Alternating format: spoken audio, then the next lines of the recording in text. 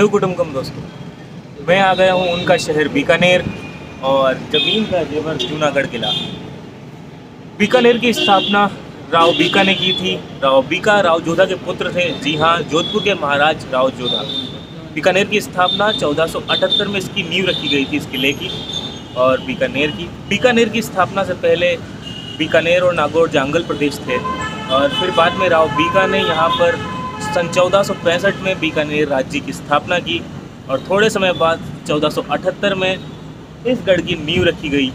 जूनागढ़ की नींव 1478 को तो रख दी गई थी, लेकिन इसका विकास राजा राय सिंह के शासनकाल में हुआ। उनके शासनकाल में जूनागढ़ का जो मुख्य स्ट्रक्चर है उसका विकास हुआ और इस समय ये गढ़ राज परिवार से ज़्यादा जनता के काम आता है, क्योंकि ये एक ट्रस्ट की तरफ चल रहा है जूनागढ़, जिससे एकत्रित होने वाला पैसा इसी के नवनिर्माण में या पब्लिक प्रॉपर्टी के काम में आता है। जूनागढ़ को ज़मीन का जेवर इसलिए भी कहते हैं क्योंकि बीकानेर पूरी तरह मरुस्थल से घिरा हुआ है, तो ये आसमान से देखने पर ऐसा लगता है मानो जैसे मरुस्थल में कोई जेवर गड़ा हुआ हो, इसीलिए इसे ज़मीन का जेवर भी कहा जाता है। राव बीका से लेकर के अभी के महाराजा रविदास सिंह तक का बीकानेर का इतिहास है और इतिहास देख लिया बहुत, अब थोड़ा भ्रमण करते हैं।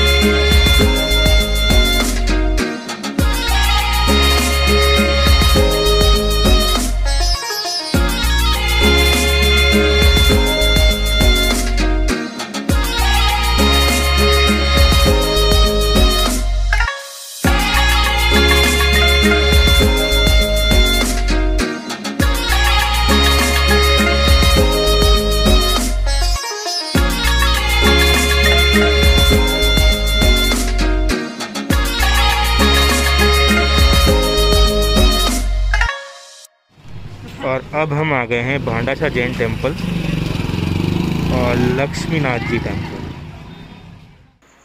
भांडाशाह जैन मंदिर का निर्माण भांडाशाह नाम के एक व्यापारी द्वारा करवाया गया। ऐसा माना जाता है कि इस मंदिर की नींवों में घी भरा गया था और ये मंदिर जैनियों के 5वें तीर्थंकर सुमतिनाथ जी को समर्पित है।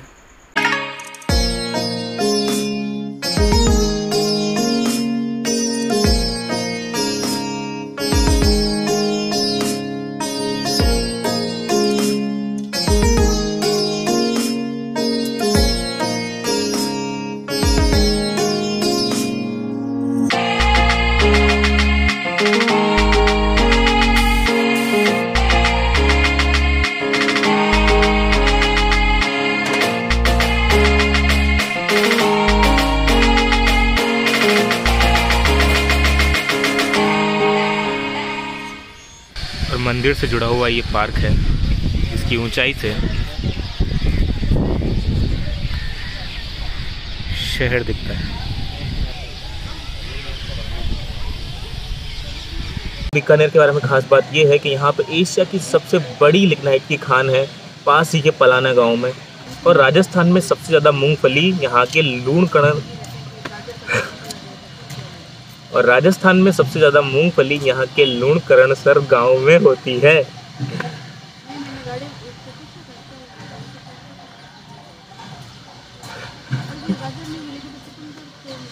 और भारत में एकमात्र राष्ट्रीय ऊंट अनुसंधान केंद्र है यहाँ पर, जहाँ पे भारत की इकलौती ऊंट के दूध की डेयरी है।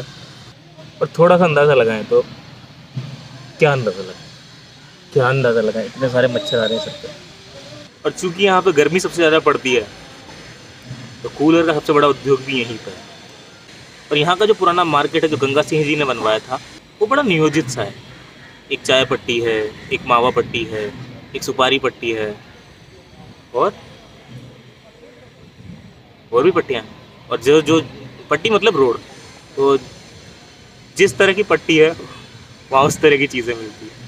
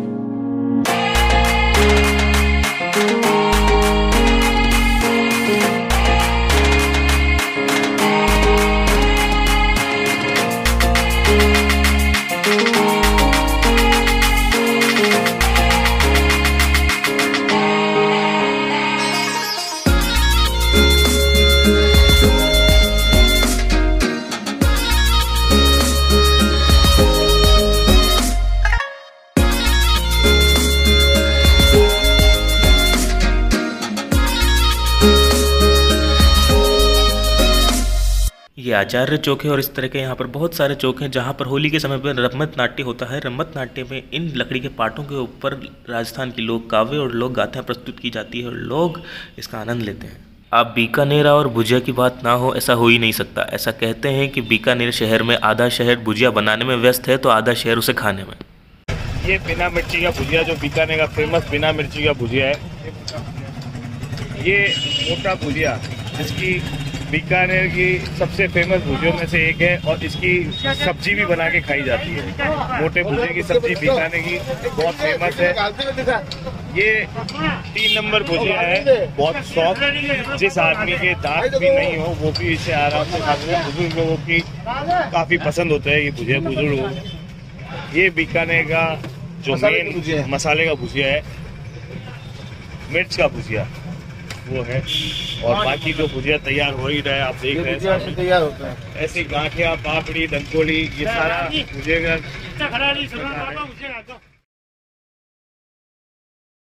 पूरे भारत में और दुनिया में प्रसिद्ध बीकाजी भुजिया यहाँ बनती है बीकानेर में।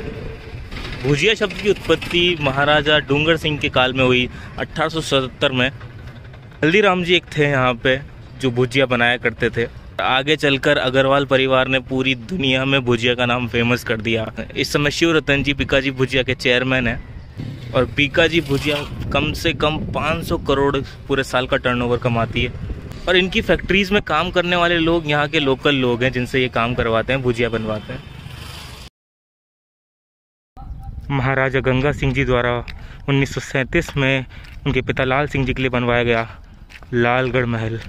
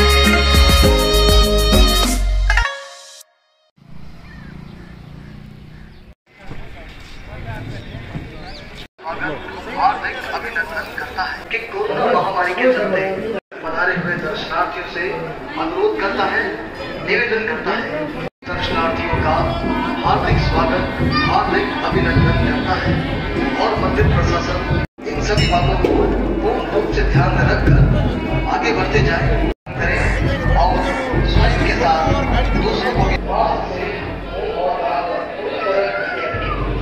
याद रखें मास्क अनिवार्य है आपकी सुरक्षा।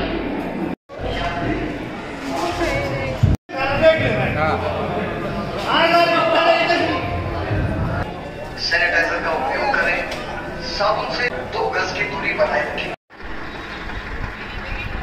ये है करणी माता का मंदिर। करणी माता राठौड़ों की आराध्य रही है और इन्हीं की मदद से राव जोधा ने जोधपुर बसाया और राव बीकाजी ने बीकानेर।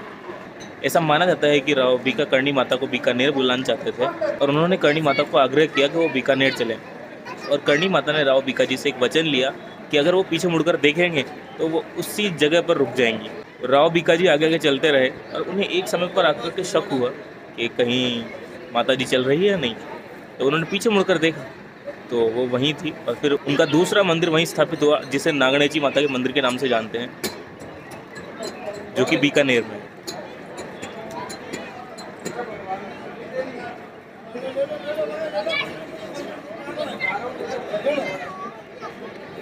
करणी माता की बहन और दीपोत जी चारण के 4 पुत्र थे।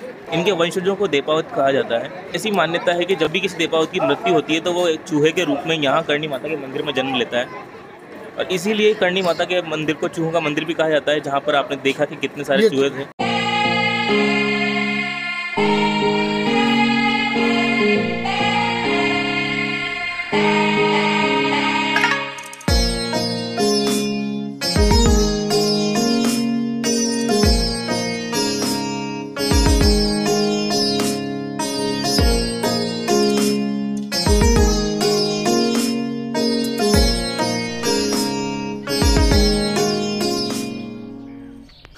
और ये है कोलायत, और कोलायत में ये एक तालाब है जो 52 घाटों से घिरा हुआ है और वो मंदिर है श्री कपिल मुनि जी का। ऐसा कहा जाता है कि जो लोग 4 धाम की यात्रा करके आ जाते हैं लेकिन कपिल मुनि जी के मंदिर नहीं आते हैं, उनकी यात्रा पूरी नहीं होती है। कपिल मुनि जी को विष्णु जी का 5वां अवतार माना जाता है और ऐसा माना जाता है कि मानव जाति के उद्धार के लिए उन्होंने यहाँ घोर तपस्या की थी और इसलिए यहाँ पर उनका मंदिर बनवाया गया। इसके अलावा बीकानेर में गजनेर पैलेस, धरणीधर मंदिर,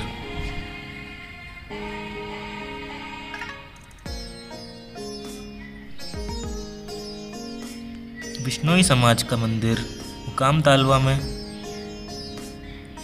पुस्ता कला जो ऊँटों पर की जाती है, उसके अलावा यहाँ ऊँट और ऊन बहुत आयात में पाया जाता है।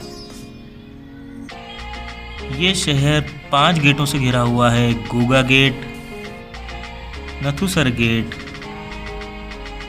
कोट गेट, जसूसर गेट और शीतला गेट। तो ऐसा था ये खूबसूरत शहर बीकानेर।